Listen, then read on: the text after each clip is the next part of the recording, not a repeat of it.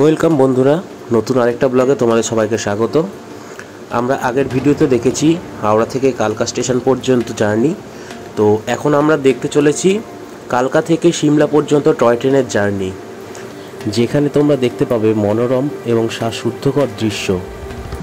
আগের ভিডিওটি যারা দেখোনি তারা গিয়ে আগের ভিডিওটি দেখে নিও প্লিজ, আর সাবস্ক্রাইব করে দিও চ্যানেলটা, যাতে নেক্সট ভিডিওগুলো তোমাদের কাছে পৌঁছে দিতে পারি। সিমলা ট্যুরের মেন আকর্ষণই হলো এই টয় ট্রেন জার্নি। এটি ইউনেস্কো ওয়ার্ল্ড হেরিটেজ সাইট হিসেবে মনোনীত হয়েছিল। এই রেলপথটি এর শ্বাসরুদ্ধকর দৃশ্য এবং নস্টালজিক আকর্ষণের জন্যই বিখ্যাত। আমরা যেই ট্রেনটায় যাব কালকা সিমলা এক্সপ্রেস, শিবালিক এক্সপ্রেস বলে এটাকে, তো এটা দাঁড়িয়ে রয়েছে অলরেডি। তো এখানে এই ট্রেনটার পরপর আরও সব ট্রেনগুলো দাঁড়িয়ে রয়েছে, যেগুলো ছাড়বে। 3:30 আছে, 3:45 আছে, আরও অনেকগুলো ট্রেনই আছে। এটা 6:20 ছাড়বে। সবই ট্রেন চলে এসছে মোটামুটি। তো একবার ট্রেনের ভিউটা আমি সবাইকে দিয়ে দিলাম, আর কিছুক্ষণ পরে ট্রেনটা ওপেন হবে, তারপরে ট্রেনের ভেতরে ভিউটাও দিয়ে দেবো সবাইকে।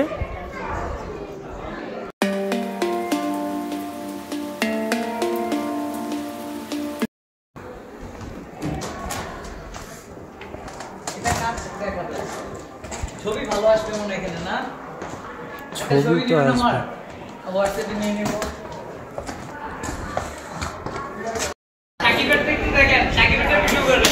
এখানে নতুন একটা জিনিস দেখলাম, ওয়েট মেশিন। খুব সুন্দর ওয়েট মেশিনটা, সবার জন্য ফ্রি। এইখানে দাঁড়াতে হয়, দাঁড়িয়ে এখানে ওয়েট দেখতে হয়। সাকিব দাঁড়িয়ে পড়ো। এবার দেখুন একজন ওয়েট মাপছে, কি সুন্দর এখানে দিয়ে দিচ্ছে। 50, 51। ট্রেন নিজের টাইম মতোই একদম 6:20 স্টেশন থেকে ছেড়ে দিয়েছিল। শীতকালে দিনের আলো ফুটতে একটু টাইম লাগে বলে আমরা অন্ধকারে প্রথমে কিছুক্ষণ ভিডিও তুলতে পারিনি, তাই এখন দিনের আলো কিছুটা ফোটা শুরু করেছে দেখে আবার ভিডিও করা স্টার্ট করি। এই রেল জার্নিতে রয়েছে 107টা টানেল আর 864টা ব্রিজ, আর এটাই পর্যটকদের কাছে আলাদাই একটা আকর্ষণের জায়গা তৈরি করে নিয়েছে। এই ট্রেনটা কালকা থেকে সিমলা পর্যন্ত টোটাল 12টা স্টেশন কভার করবে, যার মধ্যে প্রথম স্টেশনের নাম ধরমপুর হিমাচল, আর এই স্টেশনে পৌঁছানোর টাইমিং 7:50। এই রুটে টোটাল 6টা ট্রেন চলে, তার মধ্যে 52457 কালকা সিমলা এক্সপ্রেস, যে তার 3:45 ছাড়ে আর পৌঁছে দেয় 8:55। এটা প্রথম ট্রেন। এর পরবর্তী ট্রেন 04506 কালকা সিমলা স্পেশাল, এটা 4:45 ছাড়ে, 10:05 সিমলা স্টেশনে পৌঁছায়। এরপর 52451 শিবালিক ডিলাক্স এক্সপ্রেস, এই ট্রেনটা 5:45 ছাড়ে আর 10:50 সিমলা স্টেশনে পৌঁছায়। তার পরবর্তী ট্রেন আমরা যেটা উঠলাম কালকা সিমলা এক্সপ্রেস 52453, এটা 6:20 ছাড়ে আর 11:50 পৌঁছায়। এর পরবর্তী ট্রেন কালকা সিমলা এক্সপ্রেস আরেকটা 52459, এই ট্রেনটি 7টার সময় ছাড়ে আর 12:30 সিমলা পৌঁছায়। আর এই রুটের লাস্ট ট্রেন হিমালয়ান কুইন 52455, এটা 11:55 কালকা স্টেশন থেকে ছেড়ে 4:45 সিমলা পৌঁছে দেয়। এই টয় ট্রেনের টিকিট 1 মাস আগে থেকে অ্যাভেলেবেল হয়, আর টিকিট কাটতে হলে সেই 1 মিনিটের মধ্যে যদি কাটতে পারো তবেই তোমরা সিট পাবে, আদারওয়াইজ সব টিকিট বুক হয়ে যাবে। আমাদের বেলাতেও তাই হয়েছিল, ওই মুহূর্তেই আমরা টিকিট কেটেও আমরা ভিস্টাডোমের টিকিট পুরো কনফার্ম পাইনি, তার জন্যই আমরা সেকেন্ড সিটারেও টিকিট কেটে নিয়েছিলাম, যেটা কনফার্ম হয়ে গেছিলো।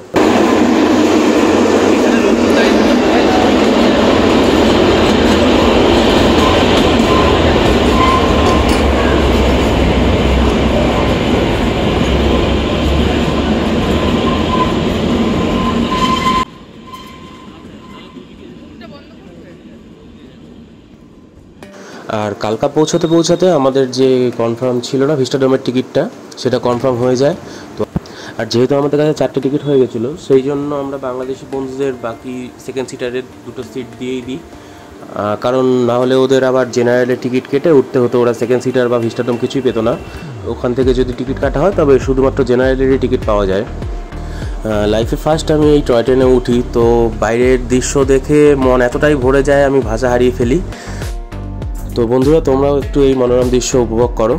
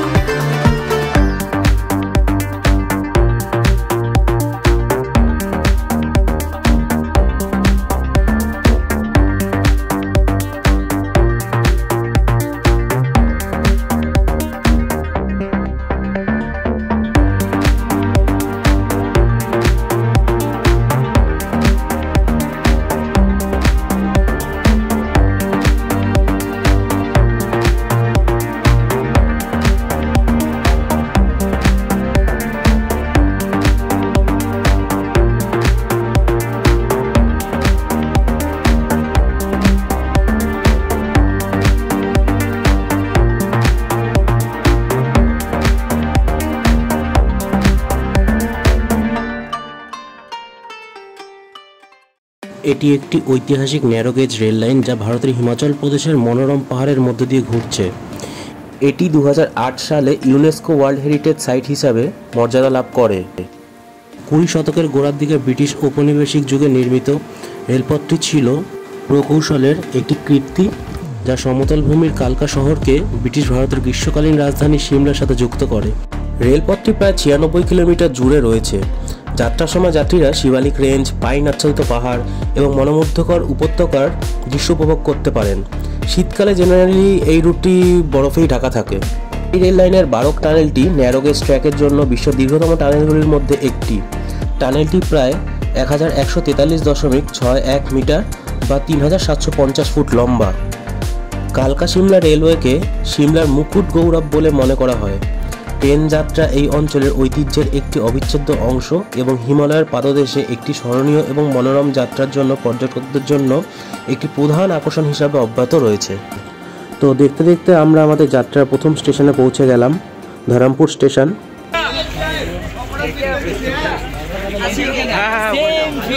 প্রত্যেকটা মুভিতে তোমরা দুজন কি বসতে পেরেছো? হ্যাঁ, আমরা এখানে স্টে করব আজকে।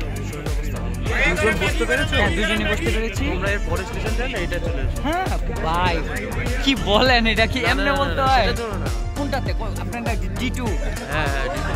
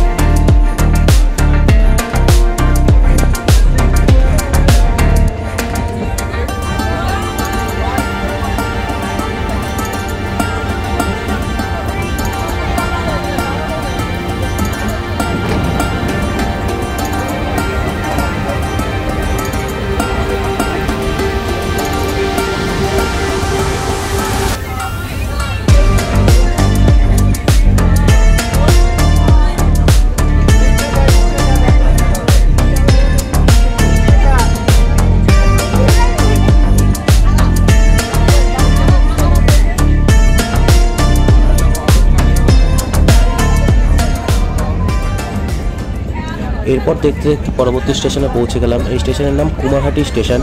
তো তোমরা দেখতে থাকো, আমি যতটা পারছি তোমাদের কাছে তুলে ধরার চেষ্টা করছি।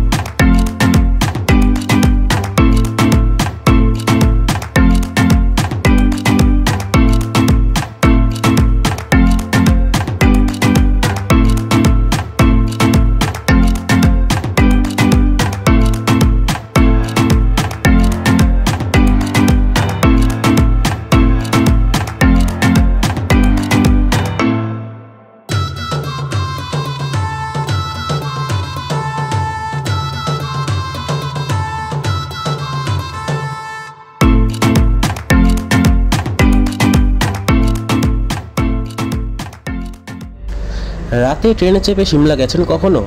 রাস্তায় কখনো অন্ধকার টানেল অতিক্রম করতে হয়েছিল? না করে থাকলেই ভালো।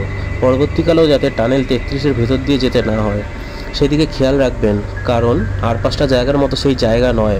ঘন কালো অন্ধকার আপনাকে টেনে নিয়ে যেতে পারে অলৌকিক দুনিয়ায়। পাহাড়ি এলাকায় অনেক সময় টানেলের অন্ধকার চিরে ট্রেন ছুটে চলে। পাহাড় কেটে রেল লাইন তৈরি হয়, নিরাপত্তার খাতিরেই টানেলের ভেতর দিয়ে ট্রেন চলাচল করে। তাহলে টানেল 33 নিয়ে ভয় কিসে? কেন এটি আর 5টি টানেলের থেকে আলাদা? কিসের আতঙ্ক সেখানে তাড়া করে বেড়ায়? 1143.61 মিটার দীর্ঘ এই টানেলটি তৈরির ইতিহাসেই লুকিয়ে এর ভয়ঙ্কর দিকটা। ঘন্টায় 25 কিলোমিটার বেগে কোনো ট্রেনের টানেলটি অতিক্রম করতে লাগে 2.5 মিনিট। বিশ্বের দীর্ঘতম সোজা টানেল বলে পরিচিত এটি। ইংরেজ আমলে টানেলটি তৈরির দায়িত্বে ছিলেন কর্নেল বারক। তিনি ছক কষেছিলেন কর্মীদের দিয়ে দুদিক থেকে টানেলটি কাটানোর কাজ করাবেন, যাতে মধ্যিখানে এসে টানেল দুটি মিলে যেতে পারে। এতে কাজ চটপট হয়ে যাবে বলে বিশ্বাস ছিল তার। সেই মতো কাজ শুরুও হয়, কিন্তু অদ্ভুতভাবে টানেলের দুপ্রান্ত একে অপরের সঙ্গে এসে মেলেনি। বারকের হিসেব একেবারেই ভুল প্রমাণিত হওয়ায় তিনি এই কাজের যোগ্য নন বলে অপমান করে তাকে সরিয়ে দেয় তৎকালীন সরকার। এমনকি তাকে 1 টাকা জরিমানাও করা হয়েছিল। অন্য ইঞ্জিনিয়ারকে কাজের দায়িত্ব দেওয়া হয়। এরপরই এই টানেলের কাছে নিজের পোষ্য কুকুরের সামনে গুলি করে আত্মহত্যা করেন অপমানিত বারক। স্থানীয়রা বারকের মৃতদেহ সেই অর্ধেক তৈরি টানেলের সামনেই কবর দিয়ে দেন। তারপর থেকেই সেই জায়গাটি বারক নামে পরিচিত। 1903 সালে অন্য ইঞ্জিনিয়ার সিমলা কালকা লাইনের মধ্য দিয়ে যাওয়া টানেলটি তৈরির কাজ শেষ করেন। প্রয়াত কর্নেলের নামেই নামকরণ হয় সেটি। কিন্তু বারকের অতৃপ্ত আত্মা মুক্তি পায়নি। অনেকেই সেই টানেলের অপ্রাকৃতিক ঘটনা অনুভব করেছেন। 140 গজ দীর্ঘ টানেলের ভেতরটা বেশ স্যাঁতস্যাঁতে। একবার এক মহিলা নাকি চিৎকার করতে করতে টানেলের ভেতর ঢুকে পড়েছিলেন। সেখানে হঠাৎই এক ব্যক্তি মহিলাকে তার সিগারেটটি জ্বালিয়ে দিতে অনুরোধ করেন। এমনই নানা ঘটনা ছড়িয়ে ছিটিয়ে রয়েছে এই টানেল জুড়ে। এটির মুখ একবার বন্ধ করে দেওয়ার চেষ্টা করা হয়েছিল, কিন্তু গেটের তালাটি ভেঙে যায়। তবে স্থানীয়দের বক্তব্য, বারকের অতৃপ্ত আত্মা কারোর ক্ষতি করে না। এই রোমাঞ্চকর ঘটনা মনের মধ্যে নিয়েই আকুল মনে আমরা ওয়েট করতে থাকি কখন বারক স্টেশনটি আসবে আর বারক টানেলের ভেতর দিয়ে আমরা যাব। আর এই অপেক্ষা করতে করতেই আমরা বারক টানেল অতিক্রম করে বারক স্টেশনে এসে পৌঁছালাম। रेलवे राष्ट्रीय संपत्ति है। बेहतर सेवा के लिए रेलवे की मदद करें। Please do not use.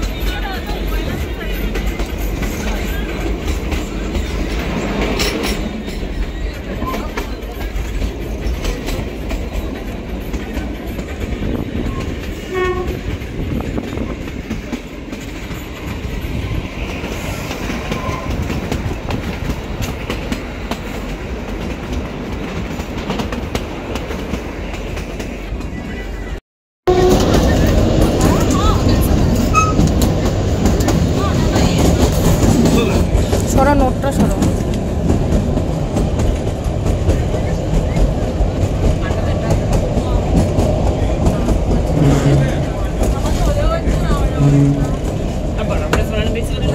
কি করবো?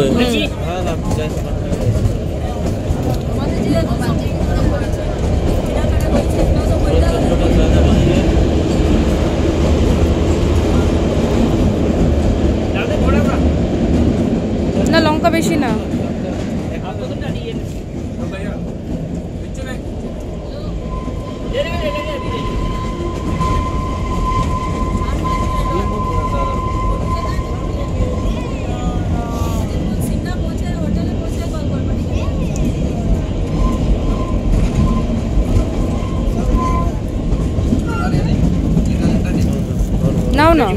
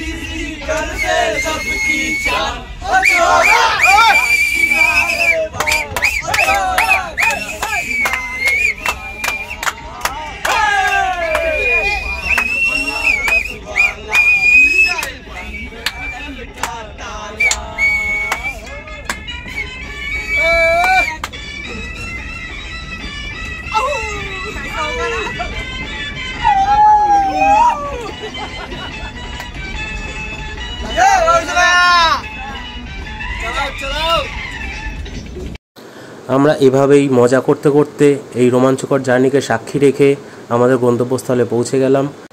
ট্রেন থেকে নেমে সমস্ত সহযাত্রীদের বিদায় জানিয়ে আমরা স্টেশনের বাইরের দিকে রওনা দিলাম।